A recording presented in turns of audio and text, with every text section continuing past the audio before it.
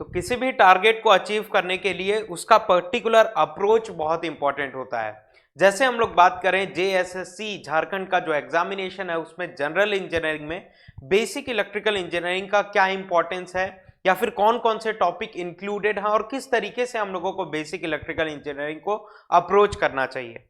तो basic electrical engineering, general engineering में basic electrical engineering वाले पोर्शन को मैंने 1 2 3 4 5 पार्ट में डिवाइड करके रखा हुआ है, जिसमें से ये network theory basic electrical engineering का पार्ट है, बेसिक थ्योरी,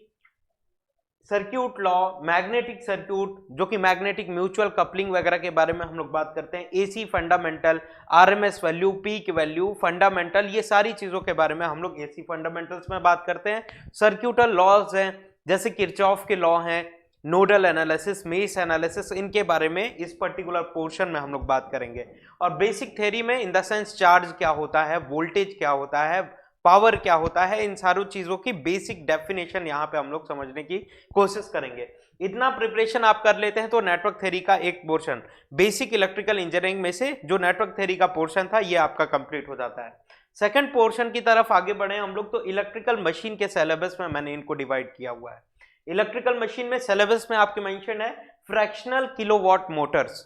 सेकंड मेंशन है सिंगल फेज इंडक्शन मशीन, फिर हम लोग बात करें सिंक्रोनस मशीन। तो इंडक्शन मशीन, सिंक्रोनस मशीन या फिर जितने भी मशीन के बेसिक कॉन्सेप्ट्स हैं कि परमियाबिलिटी क्या होता है, रिलक्टेंस क्या होता है, एमएमएफ क्या होता है, फ्लक्स लाइंस क्या होती हैं, इन सारे बेसिक कॉन्सेप्ट में से क्वेश्चन आपके एक्सपेक्टेड होते हैं जनरल इंजीनियरिंग के सिलेबस में से। या फिर हम लोग इंडक्शन या फिर सिंक्रोनस मशीन में बात करें तो एनएस का क्या फॉर्मूला होता है, सिंक्रोनस फ्रीक्वेंसी के बारे में बात करें हम लोग, और फिर पैरेलल ऑपरेशन के क्या क्या कंडीशंस होते हैं, क्या सेटिस्फाइड होना चाहिए, क्या नेसेसरली कंडीशन है, इन सारे बेसिक कॉन्सेप्ट से क्वेश्चन फ्रेम किए जाते हैं जिसपे हम लोग अंडरस्टैंडिंग मेंटेन करने की कोशिश करेंगे। तो इलेक्ट्रिकल मशीन्स का भी वोल्टेज रेगुलेशन वगैरह के भी टॉपिक यहाँ पे इंपॉर्टेंट होते हैं जिससे भी प्रीवियस ईयर्स में आपके क्वेश्चन फ्रेम किए गए हुए हैं। Voltage regulation in the sense transformer में भी वोल्टेज रेगुलेशन आपको देखने के लिए मिलता है, सिंक्रोनस जनरेटर्स में भी देखने के लिए मिलेगा, इजंट इट। तो इन सारे टॉपिक्स के कॉम्बिनेशन में से आपको क्वेश्चंस एग्जामिनेशन में देखने के लिए मिलेंगे। तो प्रिपेयर हम लोगों को वेरी कॉम्पैक्ट वे में, डिटेल्ड सिलेबस में हम लोगों को नहीं जाना है क्योंकि बेसिक इलेक्ट्रिकल इंजीनियरिंग का सिलेबस वेरी वास्ट में यहाँ पे डिवाइड किया गया है। एक ही सब्जेक्ट में मल्टीपल चीजों को यहाँ पे देखने के लिए मिलेगा। आपको यूटिलाइजेशन के भी पार्ट देखने के लिए मिल रहे हैं, एस्टिमेशन कॉस्टिंग देखने के लिए मिल रही है, मशीन का पोर्शन देखने के लिए मिल रहा है, पावर सिस्टम का देखने के लिए मिल रहा है, नेटवर्क थ्योरी का। तो ये सिलेबस वेरी वेरी वास्ट है, तो इसको हम लोगों को कॉन्ट्रडिक्ट करके, कंपाइल करके सारी चीजों को कॉम्पैक्ट वे में एनालिसिस करना पड़ेगा। इन सारी चीजों का डेप्थ में बिल्कुल भी नहीं जाना है क्योंकि सरफेस लेवल पे ही सारे बेसिक अंडरस्टैंडिंग आपकी बेसिक इलेक्ट्रिकल इंजीनियरिंग में चेक करेंगे आपके एग्जामिनर्स।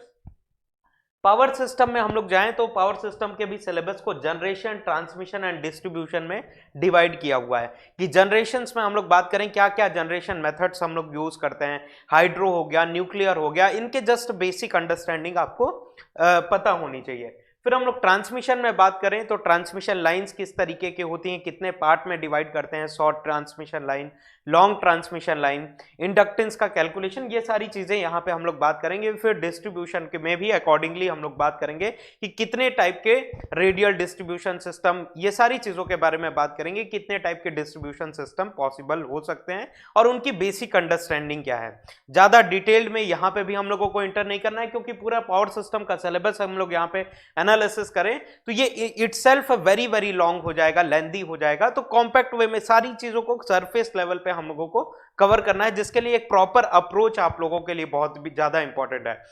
इस सिलेबस के प्रिपरेशन करने के लिए आप कोई भी कन्वेंशनल बुक की आप पीएस भीमराव वगैरह लेके बैठे हुए हैं या फिर कोई भी टेक्स्ट बुक लेके बैठे हुए हैं तो डिटेल्ड वे में आपको एनालिसिस नहीं करना है, जिसके लिए प्रॉपरली आपको अप्रोच होना चाहिए कि सरफेस लेवल पे सारी चीजों को कवर करना है। डेप्थ ऑफ द सिलेबस में बिल्कुल भी नहीं जाना है, नहीं तो आप केवल पावर सिस्टम में रह जाएंगे, केवल नेटवर्क थ्योरी में रह जाएंगे या फिर केवल मशीन में रह जाएंगे। तो ये पूरे पोर्शन को हम लोगों को कंपाइल करके स्टडी करना है। फिर इसके बाद हम लोग चलें तो मेजरमेंट के पोर्शन आते हैं। तो मेजरमेंट और measuring instrument, PMMC kind of instrument, electrodynamometer type instrument, ammeter, volt meter, watt meter, कितने टाइप के पावर के मेजरमेंट मेथड होते हैं, 2 watt meter method,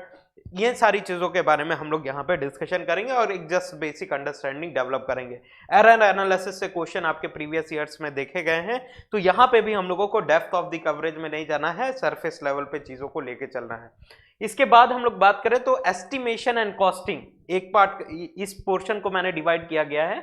estimation and costing, utilisation and of electrical engineering energy